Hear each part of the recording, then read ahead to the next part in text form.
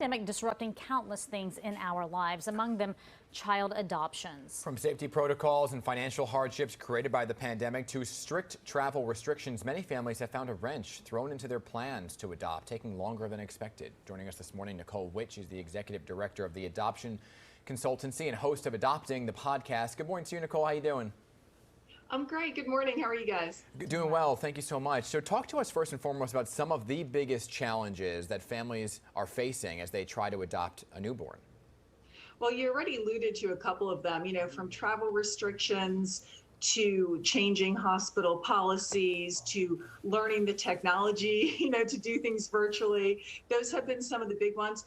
Right now, several months into the pandemic, we did see the adoption numbers drop. So they seem to be rebounding a bit back to normal, but there is sort of a backlog of parents who are looking to become adoptive parents that the agencies are facing right now. All right, so as people are watching this and trying to find ways that they can grow their family, is there a way to, I guess, work the system to its best of its abilities and get directly to those who can help them? So how do you work or navigate the system? Yeah, the approach that I take with my clients is that we get them out there and activated with multiple different agencies. So that way there are a lot more opportunities for them so that they can find the right match within a more reasonable amount of time than people who are just, say, signed up with one agency. So that's one approach people can take. Some people do outreach on their own to try to find a match with an expectant mom, and that can help speed things up too when done in conjunction with other approaches. So, there's a lot of different families looking to grow, right? There's a married family, a single parent, LGBTQ family. There's so many different varieties here. Where do you see the process beginning for some of those families who may be lost? Yeah, it is a complicated process for sure, which is why I'm here to guide people through it. So working with a consultant can really help people if they want some hand holding step by step. If that's not the right fit for them, really just reaching out to some different agencies and attending their information sessions will start to get people kind of a lay of the land, and they'll get a feel for which places are right for them and which aren't. Like you were saying, there are some agencies that will work with all kinds of families, and that there are some that are more restrictive. So people have to find the places that are the best fit for them. Well, I want to talk about that for just a minute, because how difficult is that? Because you look at all the factors that go into it, right? And you want to present as best possible so that you can grow this family. But at the same time, these agencies look, oh, you're single, maybe that's a notch against you. Oh, you're LGBTQ, couple, maybe that's a notch against you. Are there some hurdles that certain types of families, if you will, have to face? Well, certainly they do have to find agencies that are willing to work with them, but many agencies are completely open regarding the kinds of families that they'll work with. So then what it comes down to is getting selected by the expectant mom.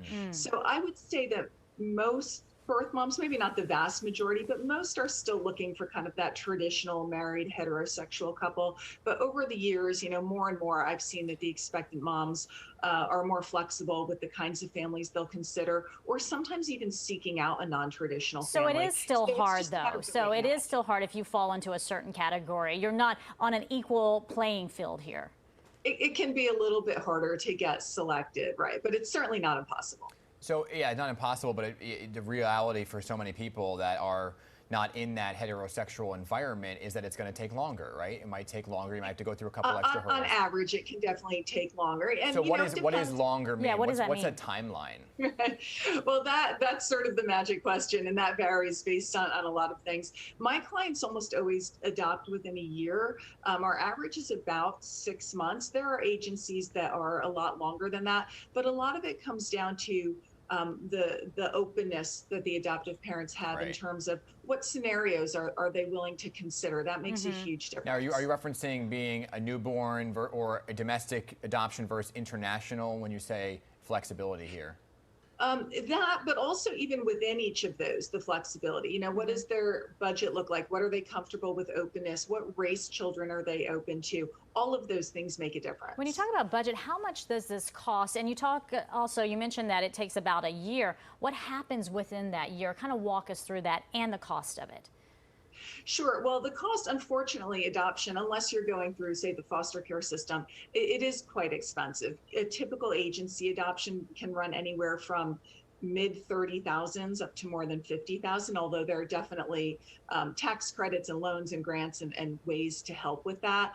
But in terms of the process, the main thing that's going on during that time frame, once people are out there ready to be considered by expectant moms, so meaning that they've done their home study, they've signed up with agencies, they've created kind of their profile book that the expectant mom looks at, it's really just a matter of waiting for the different expectant moms to consider them and to get selected by the one who thinks that they're the right fit for her.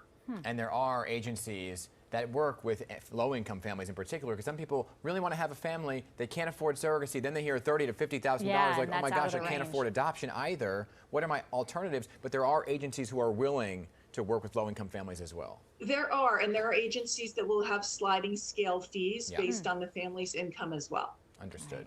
Hey, There's thank you so much, a lot Nicole. to learn here. Thanks so much for your insight. We do appreciate it. Thanks for having me. Yeah.